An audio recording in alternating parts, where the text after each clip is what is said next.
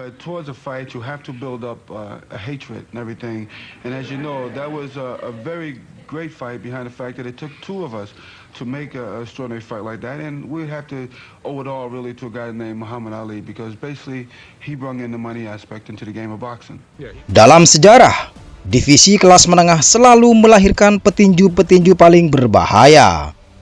Bukan hanya karena kekuatan pukulannya, tetapi karena para rajanya selalu datang dari era yang paling keras.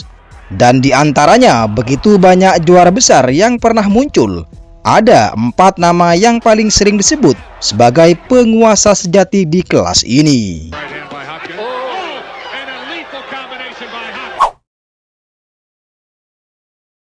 Pada era 1970-an, divisi middleweight dipenuhi banyak petinju hebat. Namun di tengah persaingan keras itu, muncul satu nama yang perlahan berubah menjadi lambang dominasi mutlak. Namanya adalah Carlos Monzon, pria dingin asal Argentina yang berhasil menguasai kelas menengah selama bertahun-tahun tanpa pernah kehilangan gelarnya di atas ring.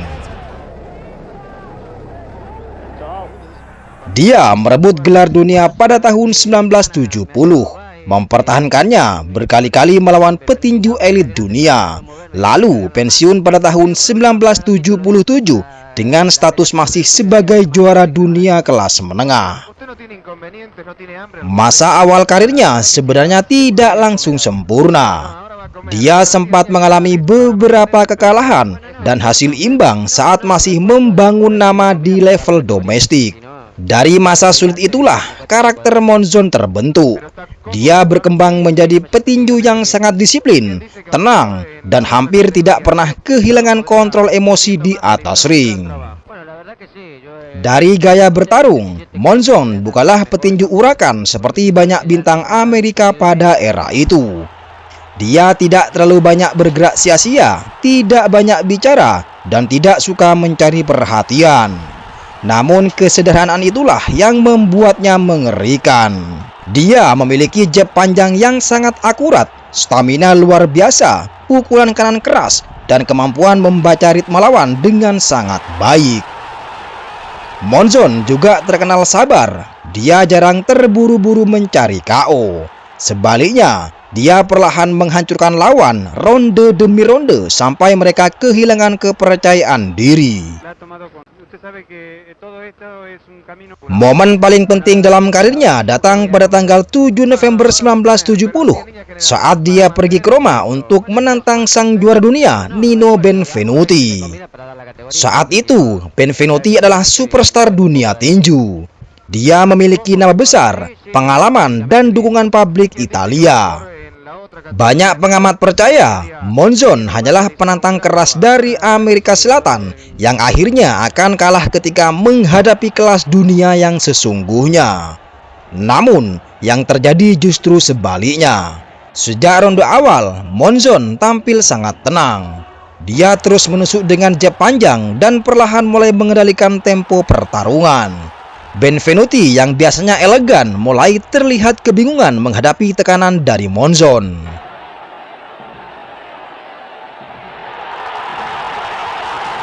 Semakin lama duel berjalan, sang penantang terlihat semakin kuat. Akhirnya pada ronde ke-12, Carlos Monzon menjatuhkan Benvenuti dan menang KO di depan publik Italia yang terdiam. Malam itu, dunia tinju langsung sadar bahwa kelas menengah memiliki raja baru.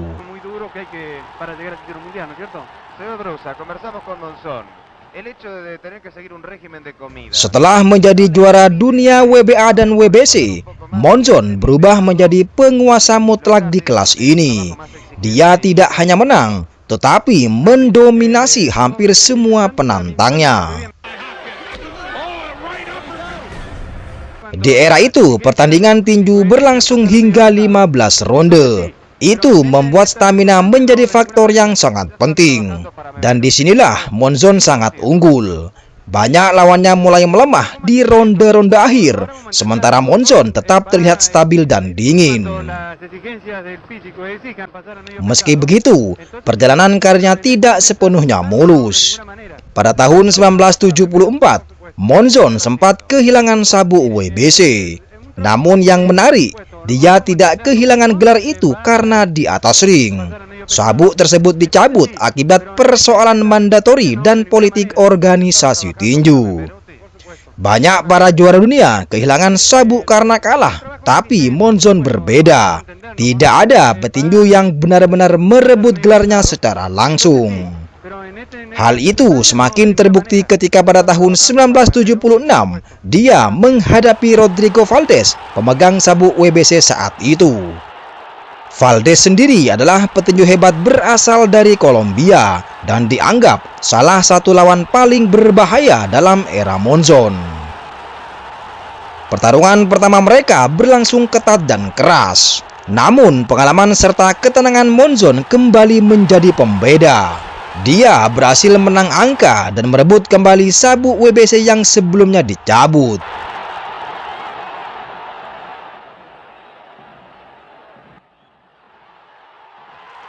Pada tahun 1977, Monzon kembali menghadapi Rodrigo Valdez dalam rematch yang menjadi pertarungan terakhir karirnya.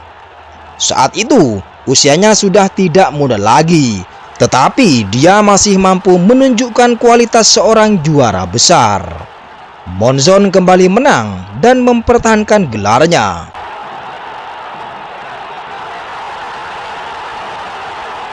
Setelah kemenangan itu, dia membuat keputusan besar pensiun sebagai juara dunia. Tidak ada kekalahan tragis atau momen dihancurkan oleh generasi baru. Carlos Monzon meninggalkan dunia tinju sebagai raja kelas menengah. Itulah yang membuat warisannya terasa sangat spesial dibanding banyak legenda sebelumnya. Banyak petinju hebat bertarung terlalu lama hingga akhirnya kalah mengenaskan di usia tua. Namun Carlos Monzon pergi di saat dirinya masih berada di puncak. Secara statistik, pencapaiannya sangat luar biasa. Juara dunia kelas menengah selama 7 tahun, 14 kali mempertahankan gelar. Rekor profesional sebanyak 87 kali kemenangan, 3 kali kalah dan 9 kali imbang. Banyak sejarawan tinju menempatkan dirinya dalam daftar middleweight terbesar sepanjang masa.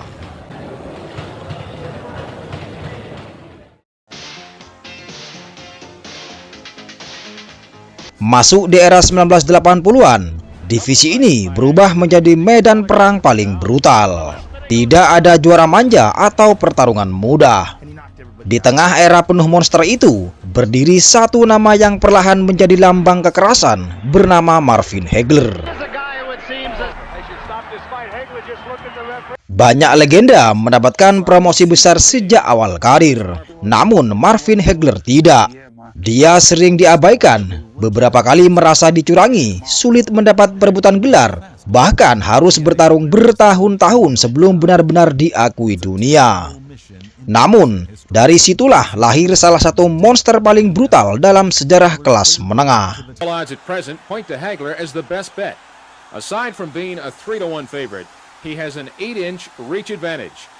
Hagler lahir di Newark lalu pindah ke Broxton, kota yang juga melahirkan Rocky Marciano. Dia memulai profesionalnya tahun 1973.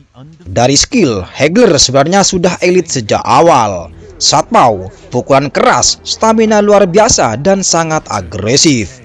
Tetapi ada satu masalah besar, banyak petinju top tidak mau melawannya. Karena Hagler dianggap terlalu berbahaya dan tidak cukup terkenal untuk menghasilkan uang besar. Akibatnya, dia sering bertarung di venue kecil tanpa sorotan media besar. Bahkan dalam banyak pertarungan awal, Hagler merasa keputusan juri tidak adil kepadanya. Kesempatan besar akhirnya datang tahun 1979 saat Hagler menantang juara dunia bernama Vito Antuofermo. Kala itu banyak pengamat merasa Hagler menang jelas dalam duel itu. Namun hasil akhirnya hanya draw. Keputusan tersebut sangat kontroversial dan membuat Hagler semakin marah terhadap sistem tinju. I go home, my mother says to me, she says, "Man." Setelah bertahun-tahun menunggu, Hagler akhirnya mendapat kesempatan kedua melawan Alan Minter. Pertarungan itu berlangsung di Inggris. Atmosfer sangat panas karena Minter sempat membuat komentar kontroversial sebelum duel terjadi. Tetapi di atas ring, Marvelous tampil dengan brutal. Dia menekan tanpa henti, menghancurkan pertahanan Minter, lalu menang TKO di ronde ketiga.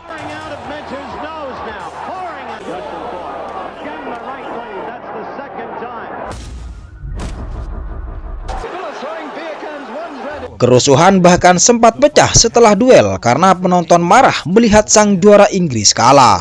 Malam itu, akhirnya Hagler resmi menjadi juara dunia versi WBA dan WBC. Begitu menjadi juara, Hagler berubah menjadi penguasa divisi, yang membuat dirinya sangat dihormati. Dia bertarung di era middleweight yang sangat brutal. Hagler sukses mempertahankan gelarnya sebanyak 12 kali.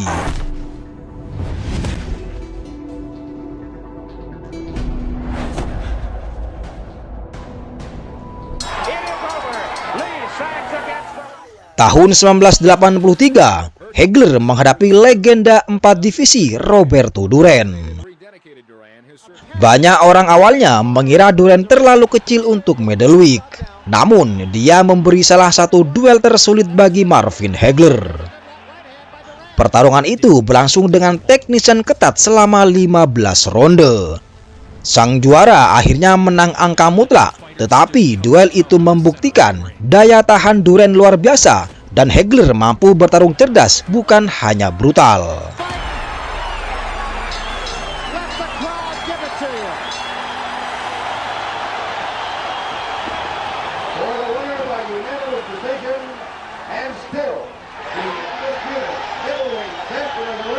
Bagian paling penting dalam warisan Hagler terjadi pada tanggal 15 April 1985 saat menghadapi Thomas Hearn.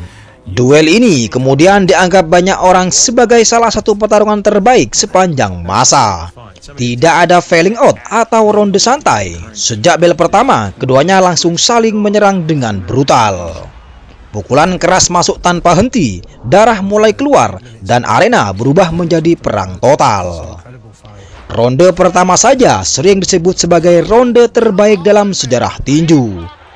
Meski kepalanya terluka, Hagler terus maju menyerang.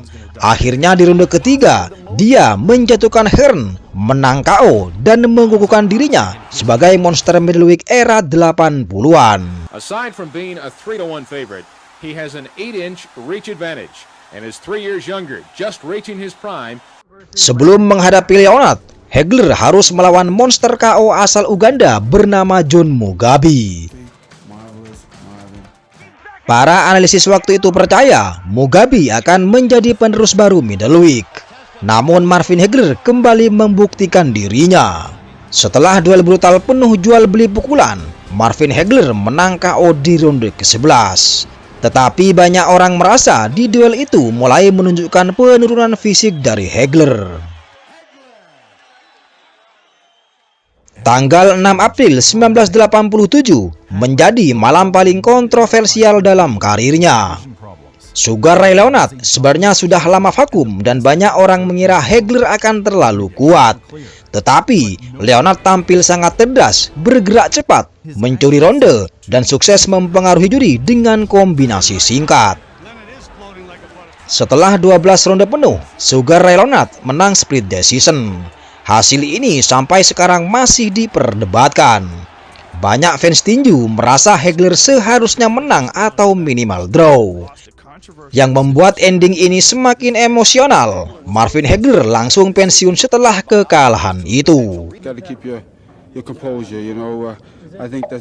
Hingga hari ini, Marvin Hagler masih sangat dihormati karena dia bukan hanya juara, tetapi lambang dari kerja keras, ketahanan mental, dan keberanian menghadapi siapa saja.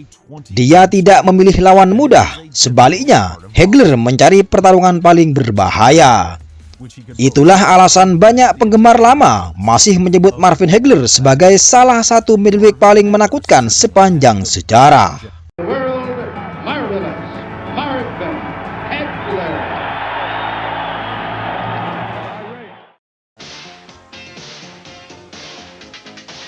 Pada pertengahan 1990-an, era middleweight kembali berubah.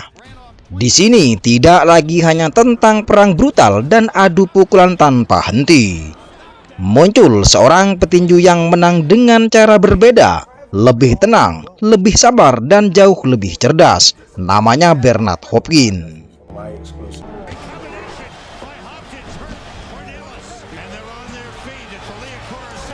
Banyak orang tidak menyukai gayanya. Sebagian menganggapnya terlalu defensif, licik, bahkan membosankan. Tetapi disitulah letak kehebatannya.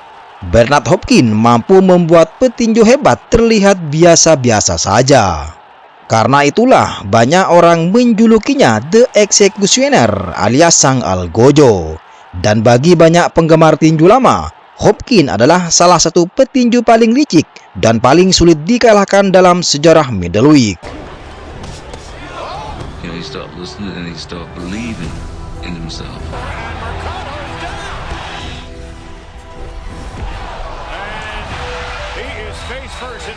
Sebelum menjadi juara dunia, hidup Hopkins sangat jauh dari glamor. Dia tumbuh di lingkungan keras Philadelphia dan terlibat kriminalitas sejak muda. Dia sering berkelahi, terlibat kejahatan jalanan, hingga akhirnya dipenjara. Di saat itulah hidupnya berubah total. Di sanalah Hopkins mulai serius memikirkan tinju dan memutuskan mengubah hidupnya setelah bebas. Kisah ini kemudian menjadi bagian penting dari legenda dirinya, dari narapidana menjadi juara dunia. Bernard Hopkins memulai karir profesionalnya tahun 1988. Mungkin tidak banyak yang tahu, dia langsung kalah pada debut profesionalnya. Banyak petinju mungkin akan kehilangan arah setelah start buruk seperti itu. Tetapi Hopkins berkembang perlahan menjadi petinju yang sangat disiplin.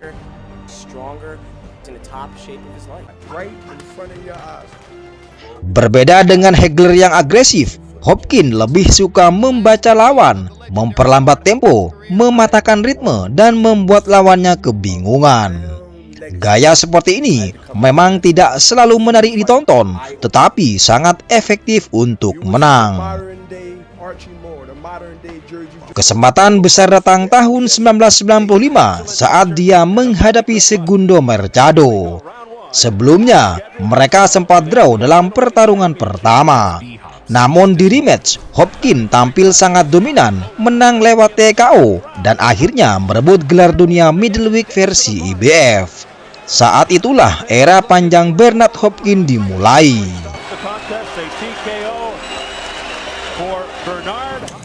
Who had the greatest empires of Nike and all the brands, food, right? Yang bikin istimewa, Hopkins mendominasi lewat IQ tinju.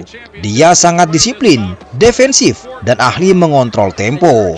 Banyak lawannya terlihat bingung karena selalu berhasil mengacaukan ritme, memancing pelanggaran, mematahkan momentum, lalu mengambil alih pertarungan sedikit demi sedikit.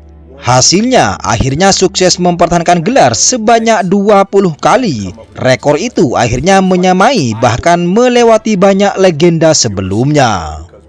Banyak penggemar muda mungkin menganggap gaya Hopkins terlalu membosankan. Namun bagi petinju dan para analisis justru sangat menghormati. Karena Hopkins adalah master, dia sering menggunakan clinch secara cerdas, menekan kepala lawan, mematahkan posisi kaki, menyerang saat lawan kehilangan keseimbangan, bahkan memancing emosi lawan. Dia tahu bagaimana memenangkan ronde tanpa harus selalu tampil brutal. Terkadang lawannya terlihat lebih aktif, namun di mata juri Hopkins tetap menang karena kontrol pertarungan ada di tangannya. Inilah yang membuatnya sangat sulit dikalahkan.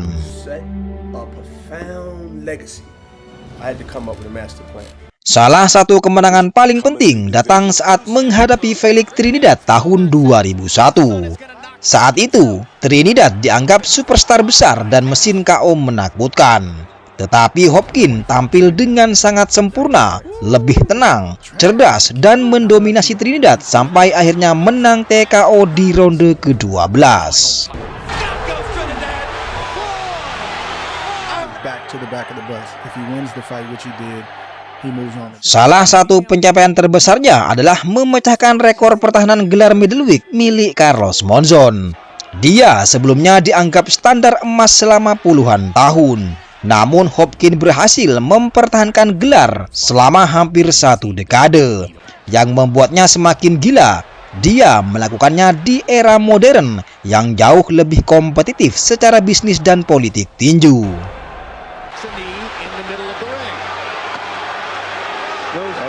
Tahun 2005, Bernard Hopkins akhirnya menghadapi generasi baru bernama Jermain Taylor. Taylor lebih muda, cepat, dan sangat atletis. Setelah 12 ronde, Hopkins kalah angka split decision. Kekalahan itu mengakhiri pemerintahannya yang sangat panjang. Namun, Hopkins belum selesai. Inilah yang membuat dia sangat unik dibanding banyak legenda lain. Setelah kehilangan gelar middleweight, dia tetap bertarung sampai usia sangat tua dan masih mampu menjadi juara dunia di divisi lebih berat. Bahkan Hopkins menjadi juara dunia tertua dalam sejarah. Itu sesuatu yang hampir mustahil dalam olahraga sekeras tinju. Dia mungkin tidak sebrutal Hagler atau sedingin Monzon, tetapi dia memiliki kemampuan yang sangat langka, mengendalikan emosi lawan, dan menang lewat detail kecil yang sering tidak disadari oleh penonton biasa. Itulah alasan banyak para analisis menempatkan Bernard Hopkins sebagai salah satu middleweight terpintar sepanjang sejarah tinju. From Philadelphia, Pennsylvania, the legend lives on, Bernard. Saat dunia modern mulai dipenuhi politik promotor, pemilihan lawan aman, dan pertarungan penuh perhitungan bisnis, muncul satu petinju yang membawa kembali aura monster klasik ke divisi kelas menengah, namanya Gennady Golovkin. Dia datang dari Kazakhstan tanpa popularitas besar dan juga promosi mewah. Namun dengan perlahan, satu persatu lawannya mulai tumbang, banyak yang kalah KO, dan terlihat takut bahkan sebelum naik ring.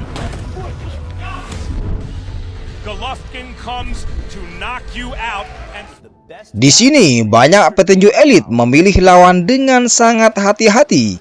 Golovkin justru menjadi sosok yang ditakuti hampir di seluruh divisi kelas menengah. Banyak promotor menghindarinya, juga juara tidak mau menghadapi, dan banyak penggemar percaya Prime Golovkin adalah salah satu middleweight paling mengerikan yang pernah ada. Golovkin tumbuh dalam sistem tinju yang sangat keras. Sebelum menjadi bintang profesional, dia sudah memiliki reputasi besar di dunia tinju amatir. Memenangkan banyak turnamen internasional, medali emas kejuaraan dunia, dan medali perak tahun 2004. Di sana karirnya sangat luar biasa karena tekniknya sangat halus, keseimbangan sempurna, dan pukulannya sudah terasa berat bahkan sejak muda. Banyak pelatih kala itu menganggap Golovkin sebagai produk sempurna sekolah tinju Soviet dengan disiplin, efisien, dan paling brutal. Triple G memulai profesionalnya tahun 2006. Dia berbeda dengan superstar Amerika atau Meksiko, namanya tidak langsung terkenal. Golovkin bertarung di Eropa selama bertahun-tahun sambil perlahan membangun reputasi sebagai monster KO. Yang menarik, banyak lawannya sebenarnya takut menghadapi dirinya karena bayaran melawan Golovkin dianggap tidak sebanding dengan resikonya. Dari gaya bertarung, Golovkin sangat unik.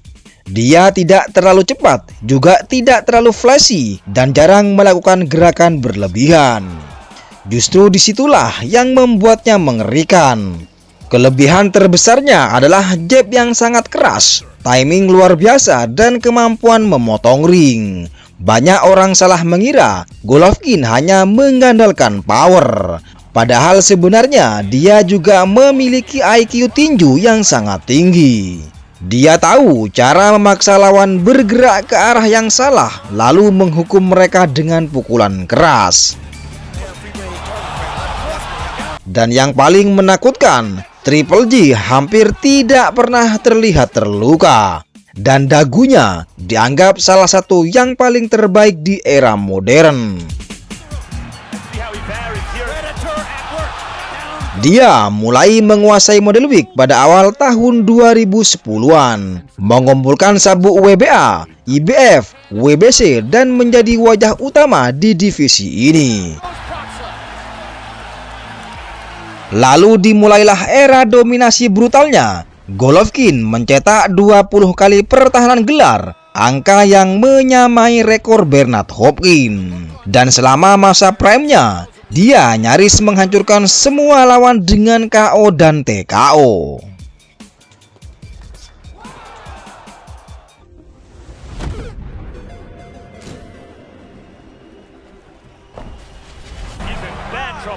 Bagian penting dalam warisan Triple G adalah di mana dia waktu masih muda, beberapa nama besar dianggap sengaja menjauh karena Golovkin terlalu berbahaya. Para penggemar frustasi karena banyak super fight tidak pernah terjadi saat dia berada di puncak performa.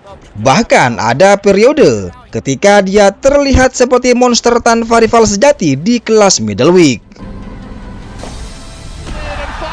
Akhirnya duel terbesar datang saat dia menghadapi superstar Meksiko bernama Canelo Alvarez. Pertarungan pertama mereka terjadi pada tahun 2017, menjadi salah satu duel terbesar era modern, dan hasilnya draw kontroversial. Banyak penggemar dan analisis merasa Golovkin seharusnya menang. Kontroversi semakin membesar setelah salah satu juri memberi skor sangat aneh untuk Canelo. Akhirnya duel kedua pun berlangsung pada tahun 2018. Kali ini Canelo tampil lebih agresif dan berani berdiri di tengah ring. Setelah 12 ronde, dia dinyatakan menang lewat majority decision. Hasil itu tetap diperdebatkan, tetapi banyak orang menganggap duel kedua menjadi awal perubahan generasi. Golovkin masih hebat, namun usia mulai terlihat. Sesuatu yang paling luar biasa sepanjang karirnya, dia hampir tidak pernah benar-benar dihancurkan atau dipukul KO. Dagunya tetap terkenal luar biasa kuat sampai akhir karir elitnya. Banyak penggemar lama bahkan menyebut dia adalah versi modern dari monster middleweight era klasik. Meski debat tentang siapa middleweight terbaik sepanjang masa tidak pernah selesai, satu yang hampir disepakati semua orang, prime Gennady Golovkin adalah mimpi buruk bagi siapapun di divisi kelas menengah. Gennady Triple G